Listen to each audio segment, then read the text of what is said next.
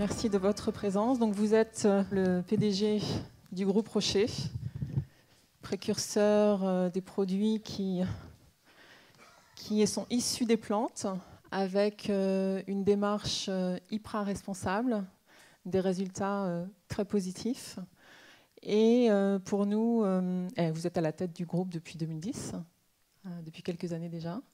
Et pour nous, vous êtes évidemment un témoin précieux, puisque vous êtes notre lauréat du leadership catégorie espoir. Est-ce que vous avez des questions? Il y a 2 ans, le lauréat du prix du leadership, Jean-Dominique Sénard, a rédigé le rapport Sénard-Nota sur la raison d'être des entreprises, qui est repris d'ailleurs dans la loi PAC. Cette notion de mission, est-ce qu'elle fait pour autant de l'entreprise une entreprise missionnaire? Et à partir de là, comment la mission influence toute la politique humaine, je dis volontairement humaine et pas ressources humaines, pour que les collaborateurs deviennent, quelque part, dans leur job respectif, aussi des missionnaires? Oui.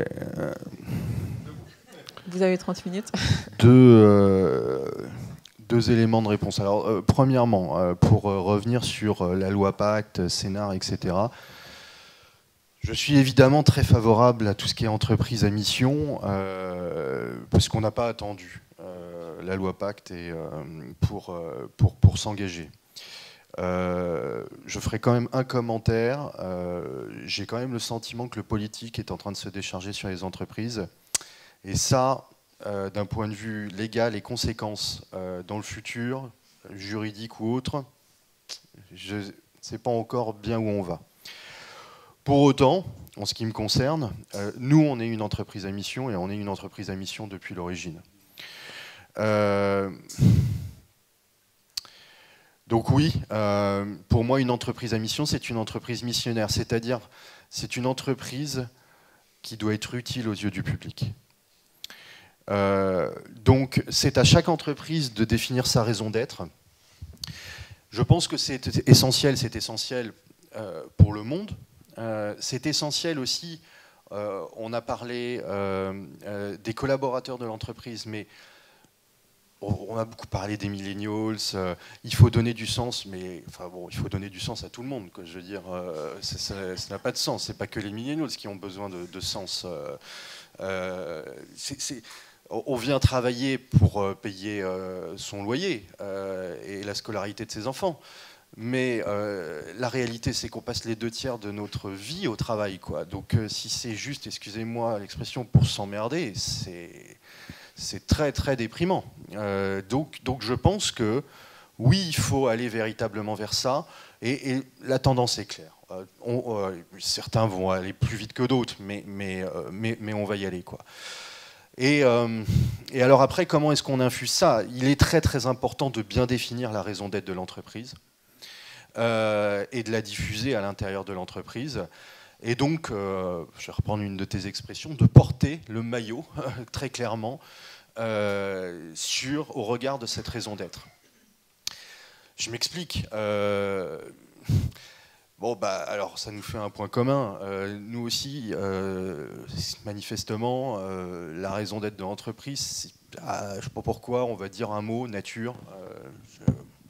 Ça paraît assez évident, c'est-à-dire que le succès de l'entreprise dépend de la nature, très clairement. Nous, on a la chance d'être une entreprise incarnée. Donc, c'est peut-être été plus facile pour nous que pour d'autres, et tant mieux. Moi, c'est l'entreprise que je dirige, donc autant que ce soit plus facile, ça m'arrange. Mais la réalité de cette entreprise, c'est que mon grand-père a perdu son père très jeune, il avait 14 ans. Mon grand-père a toujours eu des problèmes de santé.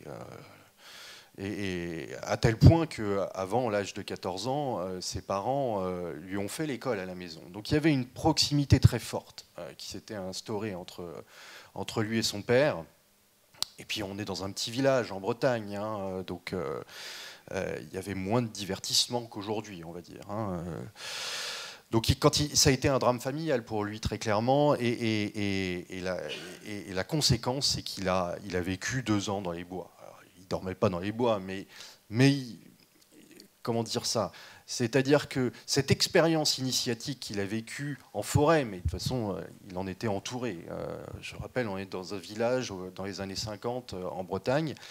Ça a eu un certain nombre de bienfaits pour lui, de vertus de consolation, d'apaisement, de protection.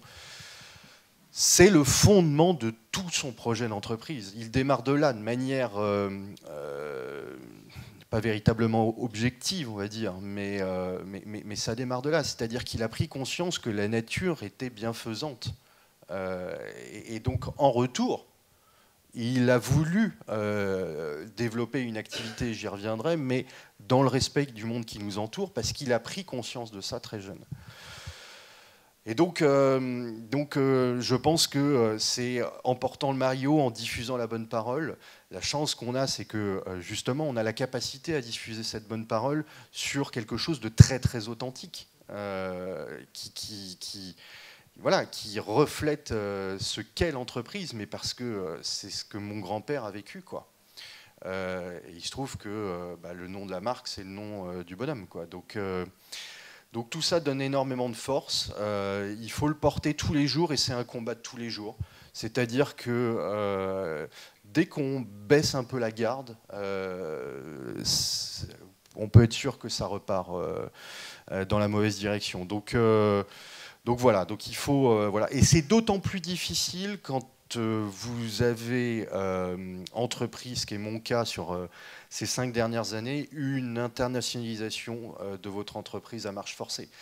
Parce que vous intégrez des cultures différentes qui sont beaucoup plus éloignées de cela. Mais après, justement, c'est à l'équipe dirigeante de bien créer le tronc commun qui va donner le là. Et de faire en sorte... pour imaginer le truc, je suis passionné de musique et de jazz. C'est probablement la musique la plus... comment dire, qui illustre probablement mieux le propos. C'est-à-dire que le jazz, c'est... alors, ça dépend si vous êtes en orchestre ou en quatuor ou autre. Le jazz, c'est la musique qui laisse... finalement les musiciens s'exprimer. C'est la seule musique où on peut encore improviser. C'est quand même incroyable. C'est la seule musique où on peut improviser, mais dans un cadre. Dans le jazz, on appelle ça les cadences. Et donc on a ces cadences, c'est le cadre. Et derrière, chaque personnalité, très différente d'ailleurs, hein, ont la capacité à s'exprimer, mais c'est ce qui crée la richesse de cette musique. Donc c'est très difficile, mais je trouve que ça image bien le propos, quoi. Donc les valeurs sont essentielles, la raison d'être de l'entreprise est essentielle, et je pense que pour faire ça, il faut enraciner l'entreprise. J'aime à dire que les arbres bien enracinés sont ceux qui résistent le mieux en cas de tempête. Et donc, il faut enraciner l'entreprise. Et nous, c'est ce que l'on fait pour chacune de nos marques. Si je prends la marque Yves Rocher, elle est enracinée à Lagacilly, en Bretagne. Et donc, on investit chaque année pour développer cet enracinement. En fait, bon, investir, ça revient à mettre de l'eau, quoi. Sauf que là, c'est de l'argent. Pour développer ça de manière très, très forte et rendre le projet d'entreprise authentique aux yeux du public interne comme externe. Donc, mais c'est un combat de tous les jours. Merci. Merci.